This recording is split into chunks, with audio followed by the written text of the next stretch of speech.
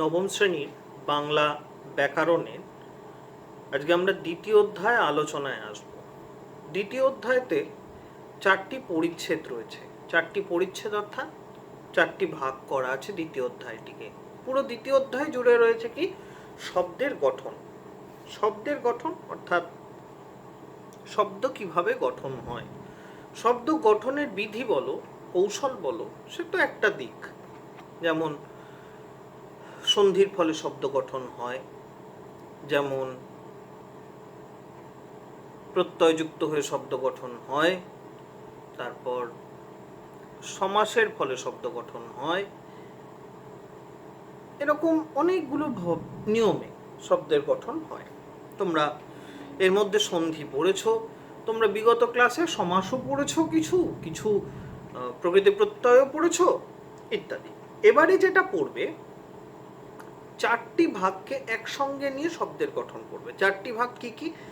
একদম প্রথমে হচ্ছে, প্রথম পরিচ্ছেদে আসছে উপসর্গ, দ্বিতীয় ভাগে আসছে অনুসর্গ, তৃতীয় ভাগে আসছে প্রকৃতি প্রত্যয়, চতুর্থ ভাগে আসছে বিভিন্ন শব্দ ভাণ্ডার, শব্দের বিভিন্ন উৎস। আমরা এর মধ্যে বিশদ আলোচনা সাপেক্ষ হচ্ছে তৃতীয় ভাগ। তৃতীয় ভাগ রয়েছে প্রকৃতি প্রত্যয় অর্থাৎ শব্দের ব্যুৎপত্তি। বাকি যে 3টি অংশ, উপসর্গ অংশ, অনুসর্গ অংশ এবং তৃতীয় ভাগ যেটা রয়েছে সেটা হচ্ছে তোমার চতুর্থ পরিচ্ছেদ যেটা রয়েছে সেটা হচ্ছে শব্দের শব্দ ভাণ্ডার। এই যে ভাগগুলো, এই ভাগগুলো বিশ্লেষণ ধর্মী আলোচনা, এটা বেশি আলোচনা ধর্মী, সেই জন্য এটা আগে করাচ্ছি। প্রকৃতি প্রত্যয়ের ভাগটা যেহেতু সম্পূর্ণ ভিন্ন ধরনের, কাজে আমরা চেষ্টা করব যে সামনাসামনি ক্লাস যখন হবে সেই জন্য সেই সময়ের জন্য কিছুটা অপেক্ষা করতে। কিছু জিনিস হয় না, সবটা, তার মধ্যে একটা অবশ্যই রয়েছে প্রকৃতি প্রত্যয়। তাহলে একদম প্রথমে আমরা আসছি উপসর্গ। উপসর্গ কি? উপসর্গ হচ্ছে ধ্বনি, ধ্বনি নয় অ্যাকচুয়ালি বর্ণ বা বর্ণ সমষ্টি। এটা শব্দের আগে বা ধাতুর আগে যুক্ত হয়ে নতুন শব্দ গঠন করে বা শব্দের নতুন অর্থ গঠন করে। যেমন ধরো পূর্ণ, পূর্ণ একটা শব্দ, তার আগে বসলো পরি শব্দটা। পরি শব্দটা হলো কি পরিপূর্ণ, পরিপূর্ণ। তারপর ধরো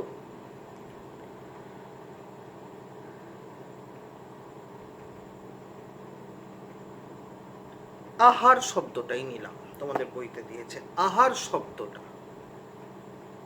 হার, তার আগে বসছে কি আ, আ শব্দটি, আ উপসর্গ। এবারে উপসর্গ কোথায় বসতে পারে? উপসর্গ বসতে পারে ধাতুর আগে, উপসর্গ বসতে পারে শব্দের আগে। হয়েছে?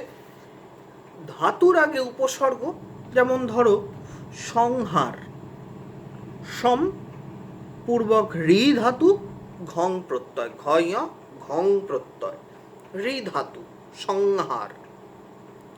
ব্যাকরণ, ব্যাকরণ শব্দে করণ, শব্দটা প্রকৃতি প্রত্যয়জাত। তাহলে ব্যা, তার আগে ব্যা শব্দটাকে ভাঙো, পাচ্ছ বি আর আ। এই বি উপসর্গ একটা, আ উপসর্গ একটা, এটা 2টি উপসর্গ যুক্ত শব্দ। বি আ ক্রি অন, অন বা অনট, যাও। ব্যাকরণ।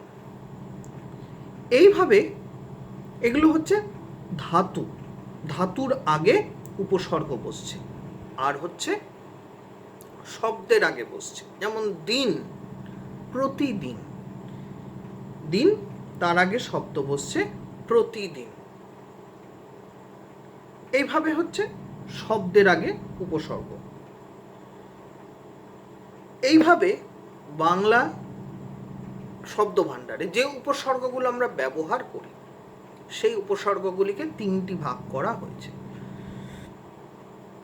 প্রথম হচ্ছে সংস্কৃত উপসর্গ, হচ্ছে বাংলা উপসর্গ, বাংলা মানে বুঝতে পারছো খাঁটি দেশি, এবং হচ্ছে বিদেশি। সংস্কৃত উপসর্গ 20টি। প্র, পরা, অপ, সম, নি, অব, অনু, নির, দূরবি, সু,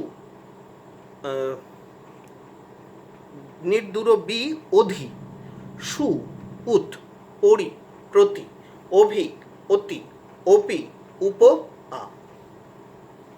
এই হচ্ছে 20টা। এই 20টা উপসর্গের বিভিন্ন অর্থে প্রয়োগ হয়। যেমন দেখো, আমি প্রথমটা বলছি, প্রো। প্রো শব্দটা, প্রো শব্দটা দিয়ে আমরা কি শব্দ, কি ধরনের শব্দ পেতে পারি? দেখো, প্রজ্ঞান একটা শব্দ, তো সবই তোমাদের বই থেকে বলছি। প্রজ্ঞান শব্দগুলো খেয়াল করো। প্রজ্ঞান, তারপর প্রগারো, প্রগারো, তারপর দেখো প্রস্তাবনা বা প্রবর্তন, প্রস্তাবনা না, প্রবর্তন, তারপর ধরো প্রপিতামহ। প্রত্যেকটাতে যে প্রো বসছে, প্রয়ের কিন্তু অর্থ আলাদা,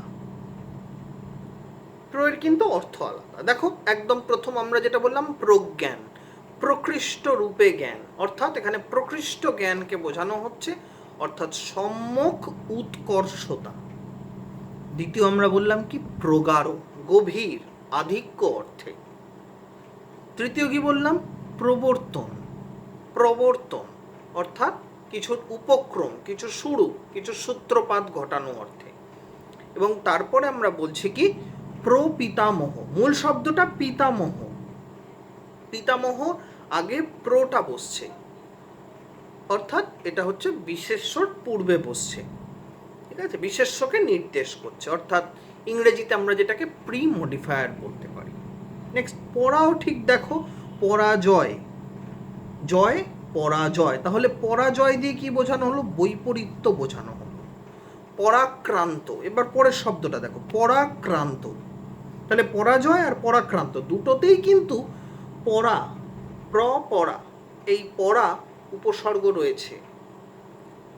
পরাজয়তে বৈপরীত্য বোঝানো হচ্ছে, পরাক্রান্ত ক্ষমতাশালী বোঝানো হচ্ছে, প্রবল অর্থে। নেক্সট হচ্ছে পরামর্শ বা পরায়ণ, পরাবিদ্যা ইত্যাদি। এইভাবে অপ, সম, নি, অব, অনু, নির, দূর, বি, অধি, সু, উত, পরি, প্রতি, অভি, অতি, অপি, উপ, আ। এই যে 20টা, প্রত্যেকটার ভিন্ন ভিন্ন প্রয়োগ আছে। অপর ক্ষেত্রে যেমন অপমান, অপকর্ম, তারপর ধরো অপহরণ, অপপ্রয়োগ, এগুলো সব প্রত্যেকটা আলাদা আলাদা ভাবে। এবার এগুলো তোমাদেরকে পড়ে একটু মনে রাখতে হবে, কারণ তোমাদের প্রশ্নে কি দিতে পারে, এই উপসর্গটিকে নিন্দা অর্থে, নিন্দা বা বিচ্যুতি অর্থে একটি প্রয়োগ লেখো, তখন তুমি লিখলে কি, অপকর্ম বা অপকর্ষ। এইভাবে 20টা প্রথম অবস্থার উপসর্গ রয়েছে, সেগুলো তোমরা পড়বে। নেক্সট যেটা আসছি সেটা হচ্ছে বাংলা উপসর্গ। বাংলা উপসর্গ কিন্তু এরকমভাবে নির্দিষ্ট করে দেওয়া নেই 20টার মতন। কি কি আছে? যেমন অর্থে প্রধানত নেতি, অর্থাৎ নাবাচক অর্থে, অজন্মা, হ্যাঁ, তারপর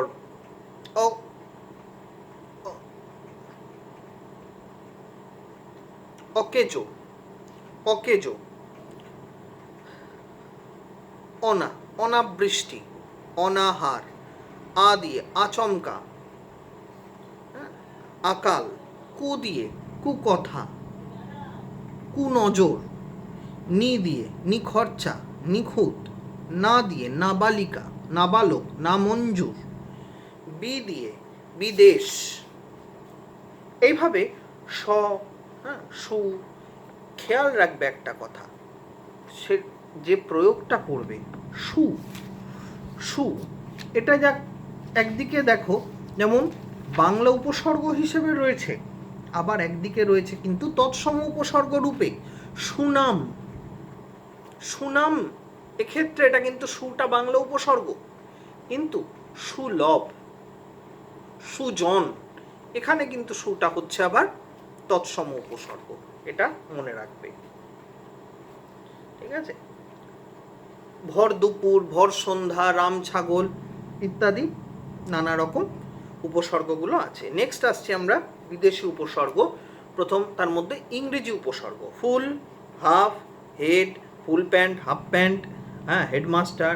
ফার্সি উপসর্গ, ফার্সি ইরানি, আম জনতা, আম দরবার, হ্যাঁ, তারপর কারিগর, কারচুপি, খাস খাসমহল, খোস খোস মেজাজ, কেমন, এইভাবে ফার্সি। আর অভাব অর্থে গড়, দর ইত্যাদি এগুলো পড়বে। নেক্সট যেটা পড়বে সেটা হচ্ছে উপসর্গ এবং প্রত্যয়ের তফাৎ। কিন্তু উপসর্গ প্রত্যয়ের তফাৎ এক্ষুনি পড়লে পরেও হয়তো অসুবিধে হতে পারে, কারণ যেহেতু প্রত্যয়টা আলোচনা হয়নি এখনো, রইল, আলোচনা হোক, তারপর দেখা যাবে। নেক্সট আমরা চলে আসছি অনুসর্গে। অনুসর্গ, উপসর্গ যেমন কি একটি বর্ণ বা বর্ণ সমষ্টি যার নিজস্ব কোনো অর্থ হয় না, কিন্তু অনুসর্গ হচ্ছে একটি স্বাধীন শব্দ। অনুসর্গ হচ্ছে একটি স্বাধীন শব্দ। কি বলছে, বাক্যের মধ্যে কোনো পদে ঠিক পরেই যদি অপর একটি পদ বসে সেই পদটিকে বাক্যের ক্রিয়াপদের সঙ্গে সম্পর্কযুক্ত করে, অর্থাৎ কারক সম্পর্ক স্থির করে, তাকে বলা হয় অনুসর্গবাচক পদ। তাকে বলা হয় অনুসর্গবাচক পদ। এবারে অনুসর্গ দু রকমের। অনুসর্গ দু রকমের। কিরকম? একটা অনুসর্গ হচ্ছে নাম উপসর্গ। এই অনুসর্গ, নাম অনুসর্গ হচ্ছে তৎসম, হ্যাঁ, তদ্ভব আর বিদেশি। আর আরেকটা হচ্ছে ক্রিয়া অনুসর্গ। ক্রিয়া অনুসর্গগুলো হচ্ছে সচরাচর অসমাপিকা ক্রিয়া। অসমাপিকা ক্রিয়া হয়েছে। কিরকম ভাবে হবে? যেমন ধরো,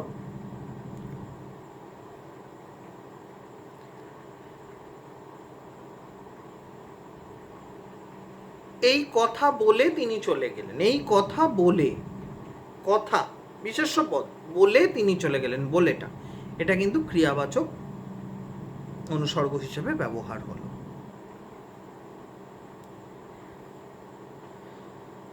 আবার এইগুলো, অর্থাৎ এই ক্রিয়াবাচক অনুসর্গগুলো, এগুলো অনেক সময় কাব্যিক প্রয়োগ হয়।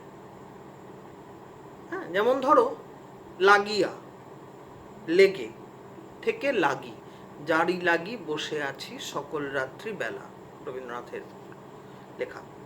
তাহলে আমরা প্রথমে আসছি তদ্ভব এবং দেশীয় অনুসর্গ সমূহে। আগে, কাছে, কাজে, ছাড়া, তরে, পাছে। এই যে তরে, পাছে, সাথে, মাঝে, এগুলো আবার কাব্যে প্রয়োগ হয়। হ্যাঁ, সাথে, সামনে, এগুলো হচ্ছে সমস্ত তদ্ভব এবং দেশীয় অনুসর্গ। নেক্সট হচ্ছে তৎসম, অন্তর, অপেক্ষা, অভিমুখে, উপরে, উন্মুখ, হ্যাঁ, উন্মেষে, কর্তৃক, কারণ, দ্বারা, দিয়া, নিকট, পশ্চাতে, এগুলোর প্রয়োগ হয় সচরাচর তৎসম ক্ষেত্রে, অর্থাৎ সাধু ভাষায়। বিদেশি অনুসর্গ। বিদেশি অনুসর্গ, দরুন, বদলে, বনাম, বাবদ, বরাবর। এই তিনটে ভাগ হচ্ছে প্রধানত নামবাচক উপসর্গ, অনুসর্গের ভাগ। প্রথমটা হচ্ছে তদ্ভব বা দেশি, তারপরটা হচ্ছে তৎসম, তারপরটা হচ্ছে বিদেশি। এবারে আসছে ক্রিয়াজাত অনুসর্গ। এই যে কি করে এই কাজটি করলে, চাহিয়া, চেয়ে, এইভাবে, মানুষের চেয়ে, অপেক্ষা। তারপর লাগিয়া থেকে লাগে, সুখের লাগিয়া এ ঘর বাঁধিন। এইভাবে মোটামুটি অনুসর্গগুলো পড়বে। এরপরে আসছে আলোচনা 6, কোন অনুসর্গ কোন কারকে বোঝানো হয়। এটা একটু ভালো করে খেয়াল রাখবে। যেমন ধরো দ্বারা, দিয়া, কর্তৃক, সাহায্যে, এইগুলো প্রয়োগ করা হচ্ছে করণ কারকে। নিমিত্ত কারক, নিমিত্ত, তরে, জন্যে, এগুলো হচ্ছে নিমিত্ত কারক। হইতে, থেকে, চেয়ে, হ্যাঁ, নিকট, এগুলো হচ্ছে অপাদান কারক। কারণ অপাদান সম্পর্ক হচ্ছে কি বিশ্লিষ্ট হওয়া, উৎপাদন হওয়া ইত্যাদি বোঝাতে। আর কাছে, নিকটে, মাঝে, উপরে, নিচে, এগুলো দিয়ে বোঝানো হচ্ছে অনুসর্গ। স্থানে, কালে, পাত্রে, এগুলো দিয়ে বোঝানো হচ্ছে অনুসর্গ। এই অধিকরণ কারক, এই অনুসর্গগুলো দিয়ে অধিকরণ কারক বোঝানো হয়। তাহলে এই হচ্ছে অনুসর্গ। এই অনুসর্গ পড়ে এইবারে তোমাদের যেটা আসতে হবে উপসর্গ অনুসর্গের তফাৎ। উপসর্গ শব্দের আগে বসে, অনুসর্গ শব্দের পরে বসে। উপসর্গ শব্দের সঙ্গে যুক্ত হতে পারে, অনুসর্গ শব্দের সাথে যুক্ত হতে পারে না। উপসর্গ শব্দের মূল অর্থ অনেক সময় পরিবর্তন করে দিতে পারে, অনুসর্গ সে কাজ করে না। বিভক্তি অনুসর্গের তফাৎ। বিভক্তি অনুসর্গের তফাৎ, বিভক্তি হচ্ছে চিহ্ন মাত্র, কিন্তু অনুসর্গ হচ্ছে সম্পূর্ণ শব্দ। বিভক্তির অর্থ হয় না। বিভক্তি যেমন ছেলেটিকে ডেকে দাও, ছেলেটিকে ডেকে দাও, তাহলে টি আর কে এই দুটো বিভক্তি আছে, কিন্তু অনুসর্গের মানে বিভক্তির কোনো অর্থ হয় না। অনুসর্গের অর্থ আছে নিজস্ব। তারপর বিভক্তি শব্দের সঙ্গে যুক্ত হয় এবং যুক্ত হয়ে পদ গঠন করে। যেমন গাছ এ, গাছে, কিন্তু অনুসর্গ কোনো পদ গঠন করতে পারে না। বিভক্তির এককভাবে কোনো ব্যবহার নেই, কিন্তু অনুসর্গ এককভাবে, সাথে, মাঝে, এগুলো এককভাবেও সে ব্যবহার হতে পারে। আর একটা জিনিস, বিভক্তির কথা যখন এলো,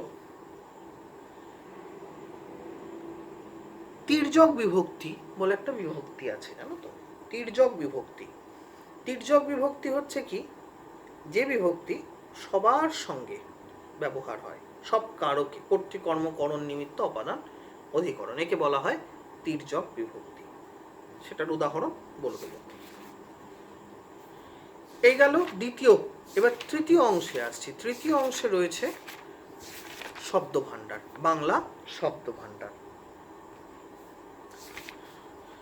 বাংলা শব্দ ভাণ্ডার এমনি মোটামুটি প্রথম দিকটা পড়ে আমরা চলে আসছি মৌলিক শব্দ। মৌলিক শব্দগুলো হচ্ছে কি, যে সমস্ত বাংলা শব্দগুলো উত্তরাধিকার সূত্রে আর্য ভাষা থেকে, ইন্দো আর্য ভাষা গোষ্ঠীর ভাষা থেকে বাংলা এসছে, সেগুলোকে বলা হচ্ছে মৌলিক শব্দ।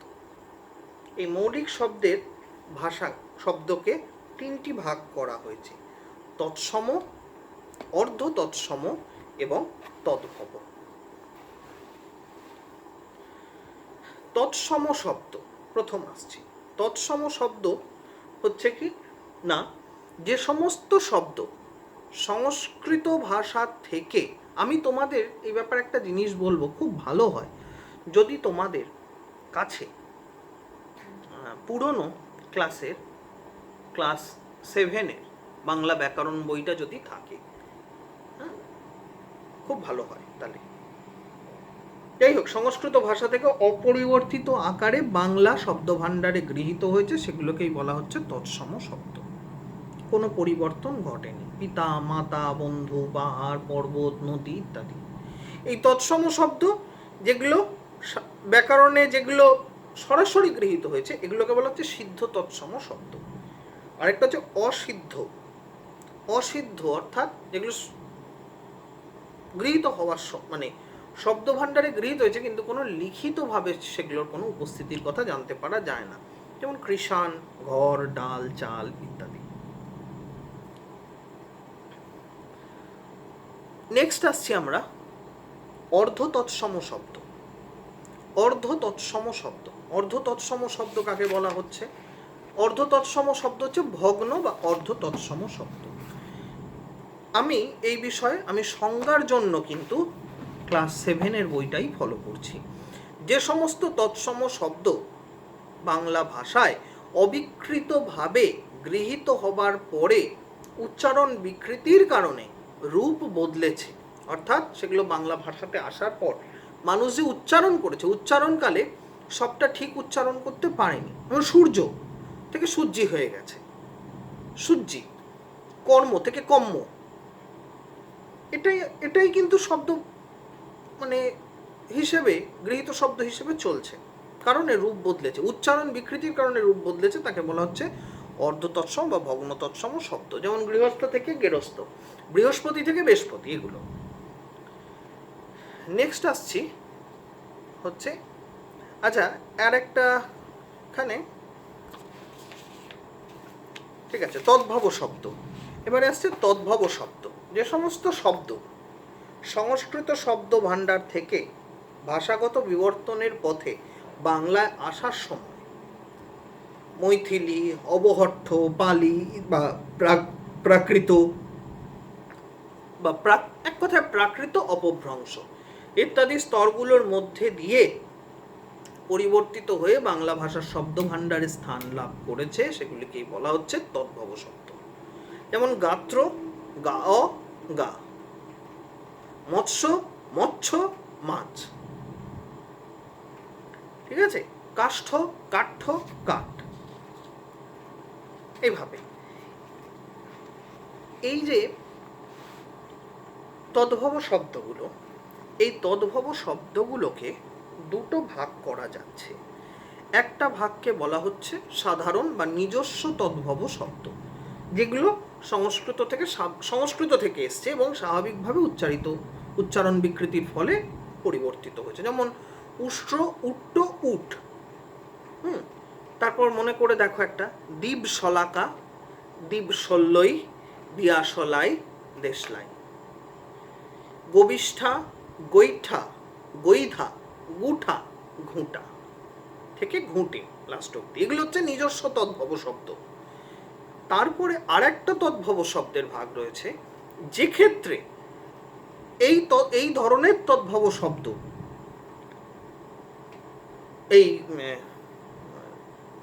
এই ধরনের তদ্ভব শব্দ এরা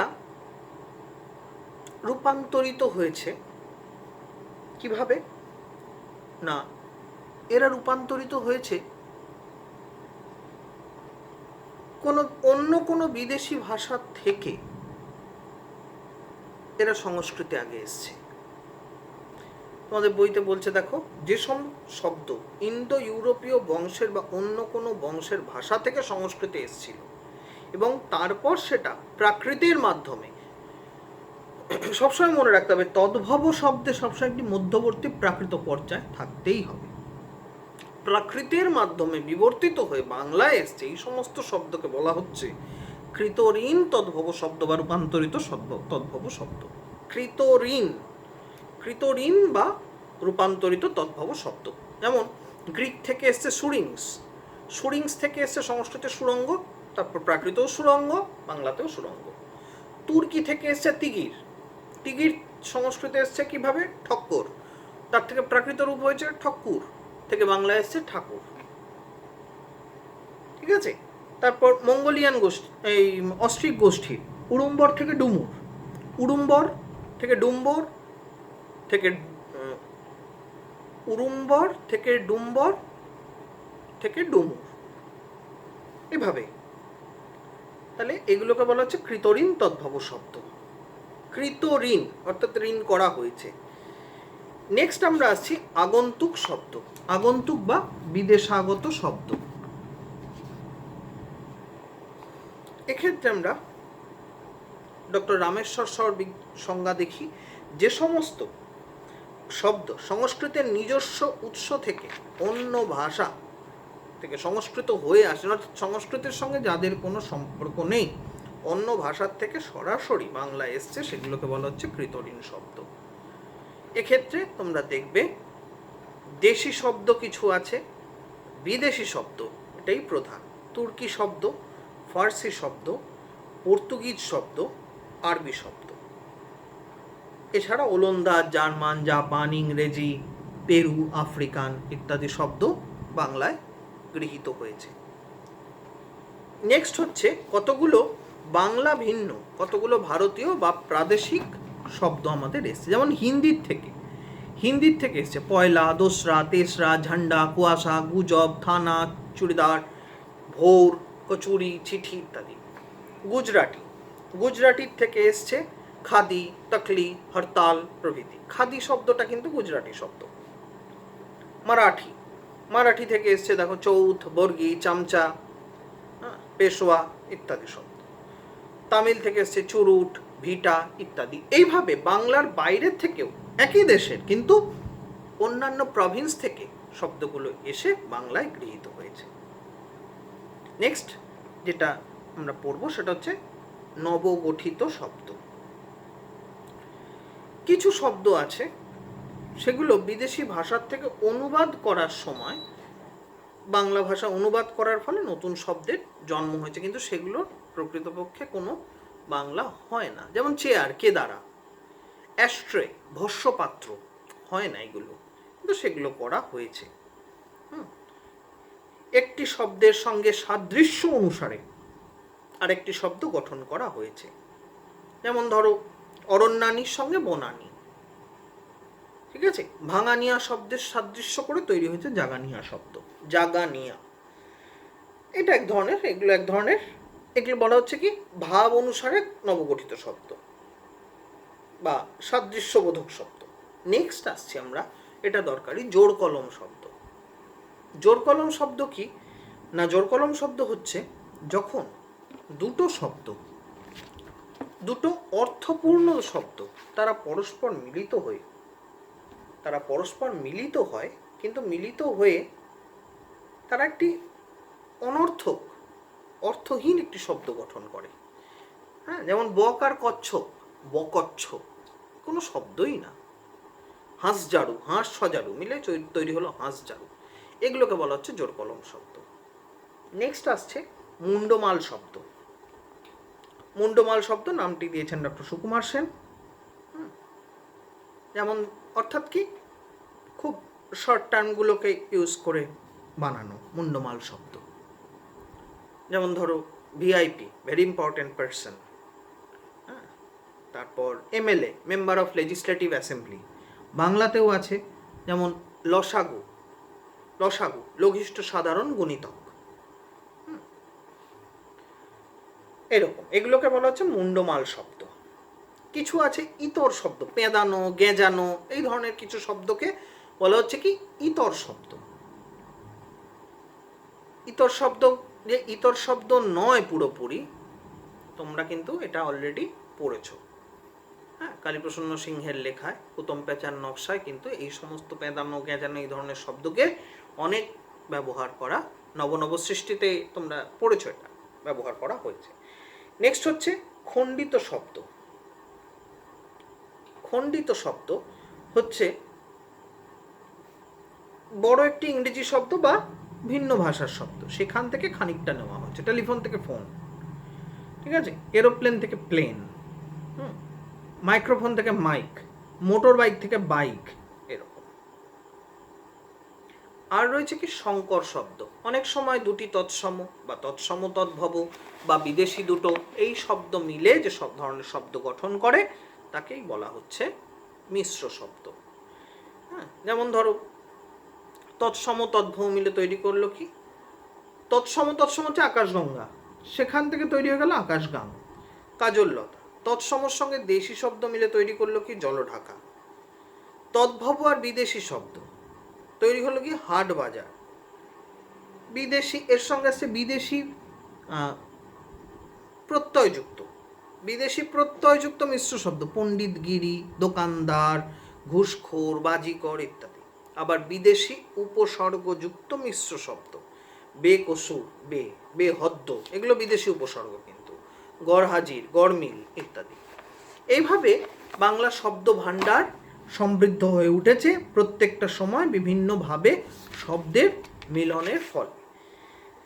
তাহলে এইভাবে আমরা তিনটে পার্ট মোটামুটি একটা পড়ার চেষ্টা, এটা তো ঠিক হয় না, কারণ এক একটা পার্টের জন্যই সেরকমভাবে আলোচনার প্রয়োজন। যাই হোক, তোমরা এবার পড়ো সেগুলো ধরে, যেরকমভাবে মোটামুটি একটু আলোচনা করে দিলাম। আর আমি কিছু কিছু পাঠিয়ে দেবো ইতিমধ্যে, আলোচনার মানে লেখার জিনিসপত্র, ক্লাস 7-এর কিছু জিনিসপত্র পাঠিয়ে দেবো আমি, কারণ সবার কাছে তো বই নেই। আলোচনার ক্ষেত্রে মানে সংজ্ঞাগুলো এই 7-এর বইতে অনেক ভালো আছে। মোটামুটি তোমরা পড়ো, অসুবিধে হলে আমাকে বলবে। ভালো থেকো সবাই।